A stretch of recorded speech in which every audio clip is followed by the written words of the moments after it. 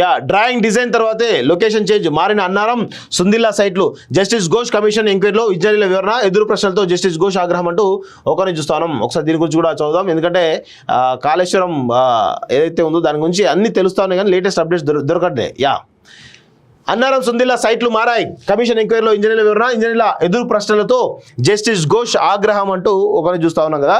Yeah Kaleshwaram ప్రాజెక్టులో భాగమైన Annaram Sundilla బ్యారేజ్లకు drawing డిజైన్లు ఖరారు చేసిన తర్వాత లొకేషన్లు మారాయని జస్టిస్ పినాకి చంద్రఘోష్ కమిషన్ ముందు ఓపెన్ ఎంక్వైరీకి హాజరైన స్టేట్ సెంట్రల్ డిజైన్ ఆర్గనైజేషన్ ఇంజనీర్లు పేర్కొన్నారు. తొలుత సైట్ లొకేషన్ చూడకుండానే డిజైన్ రూపొందించామని, ఆ తర్వాత సైట్లు మారిపోయాయన్నారు. చూడండి ఇది ఆ ఓపెన్ హౌస్ ఎంక్వైరీలో భాగంగా సిడిఓలో గతంలో పనిచేసిన 2 సూపరింటెండెంట్ ఇంజనీర్లు 3 ఎగ్జిక్యూటివ్ ఇంజనీర్లు మంగళవారం జస్టిస్ ఘోష్ ఎదుట హాజరయ్యారు. ఈ సందర్భంగా డిజైన్లు డ్రాయింగ్లకు సంబంధించి జస్టిస్ ఘోష్ వారిపై ప్రశ్నల వర్షం కురిపించారు.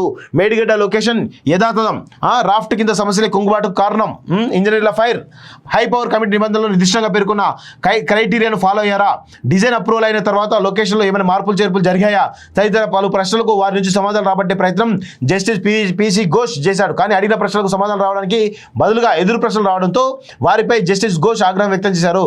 కమిషన్ లేవనెత్తే సందేహాలకు సమాధానం చెప్పకుండా కమిషన్ ప్రశ్నించే తీరులో వ్యవహరించడం తప్పట్టారు.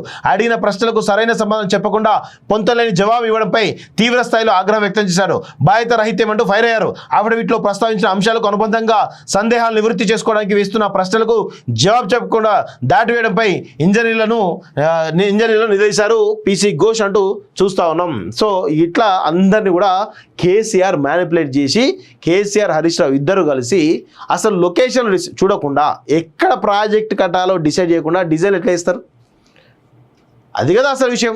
అందుకే కేసీఆర్ అనే ఒక దొంగ, కేసీఆర్ అనేటువంటి వాడు ఈరోజు తన స్వప్రయోజనాల కోసం, తన ఆర్థిక రాజకీయ ప్రయోజనాల కోసం మాత్రమే ఈ యొక్క ప్రాజెక్ట్ నిర్మించింది తప్ప అది ప్రజలకు ఉపయోగపడే ప్రాజెక్టు కాదు అనేటువంటి విషయాన్ని కూడా గుర్తుపెట్టుకోవాల్సిన అవసరం ఉంది.